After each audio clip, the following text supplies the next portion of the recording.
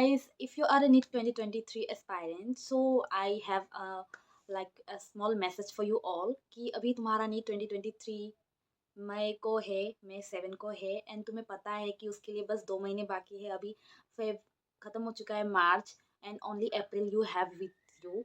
सो इस 2 महीने पे what you should be doing, जो कि अभी तुम्हारे को बहुत ज़्यादा खबर आ रहा है कि एनसीईआरटी ये हो गया, वो हो गया, नीट का सिलेबस क्या होगा। तो 2023 के लिए तो आई वुड से कि you should not focus on all this things. I would just give you opinion कि अगर मैं होती तुम्हारी जगह पे अब तो मैं क्या करती।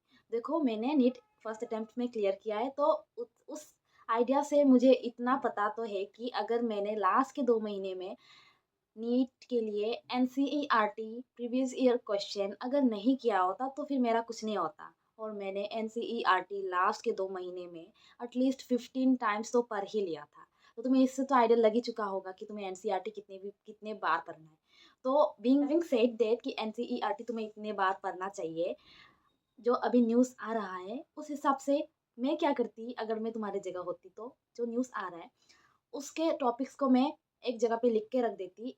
जो मेन चैप्टर्स है, जैसे कि तुम्हारा मिनरल न्यूट्रिशन ट्रांसपोर्टिंग प्लांट्स बताया जा रहा है कि पूरा का पूरा चैप्टर ही तुम्हारा हटाया दिया गया है, राइट। तो उस समय में क्या करती कि मैं बाकी सारे चैप्टर्स का प्रीवियस ईयर मैं सारा सब कुछ अच्छे से कर लेती। और अगर मेरे पास टाइम जो भी बच जाता उसमें मैं क्या करती कि वो जो टॉपिक्स एनसीईआरटी से हट चुका है मैं उसको भी कर लेती एंड उसके प्रीवियस ईयर को मैं तो मेक श्योर करती कि मैं उनके प्रीवियस ईयर क्वेश्चंस को भी सारे अच्छे से मैं कर रही हूँ।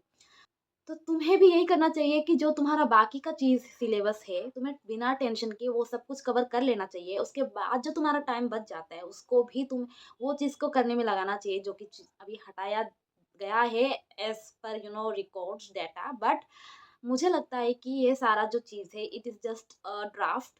ये चीज़ अभी भी लागू हुआ नहीं है। Like we are doing MBBS, तो हमारे को भी बहुत सारे ड्राफ्ट नोटिस चेंजेस ये वो आते रहते हैं। बट वी नो कि ये सारी चीज़ें हमारे टाइम पे लागू होगी नहीं होगी इसका कोई आइडिया नहीं है।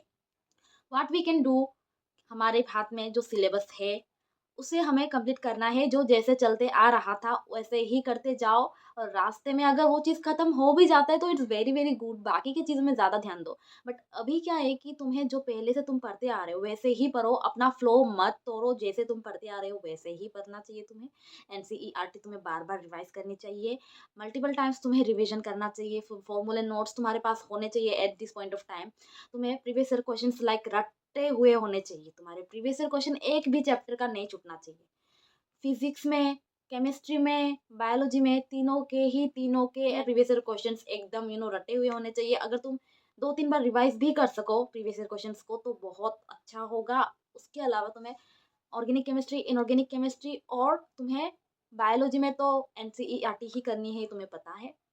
तो मेरी जो एक्सपीरियंस थी, जो नीट जर्नी वाली एक्सपीरियंस से मैं कह रही हूँ कि लास्ट के टाइम पे मैंने सिर्फ और सिर्फ एनसीईआरटी किया, प्रीवियस ईयर क्वेश्चंस किया, बहुत बार एनसीईआरटी रिवीजन कर लिया था मैंने। उसके बाद मैं क्वेश्चंस लगाती थी, एनसीईआरटी रिलेवेंट में क्वेश्चंस लगाती थी। और मैं क्या करती थी कि जो शॉर्ट नोट्स होते हैं ना, मैं लाइक एक चैप्टर को एक पेज में समेट लेती थी। तो ये मैं करती थी, तो फिर इससे भी मेरे को बहुत हेल्प मिलता था। और अभी भी अगर तुम्हें कुछ कुछ टॉपिक्स टफ लगते हैं ना तो क्या करो कि उसके लिए कुछ नोट्स बना लो, अपने हाथ से कुछ कर लो। तो वो जो तुम्हारे हाथ से बनाए हुए खुद के नोट्स होंगे ना, उसको जब तुम लास्ट में पढ़ोगे तो तुम्हें वो चीज़ बहुत हेल्प करेगा।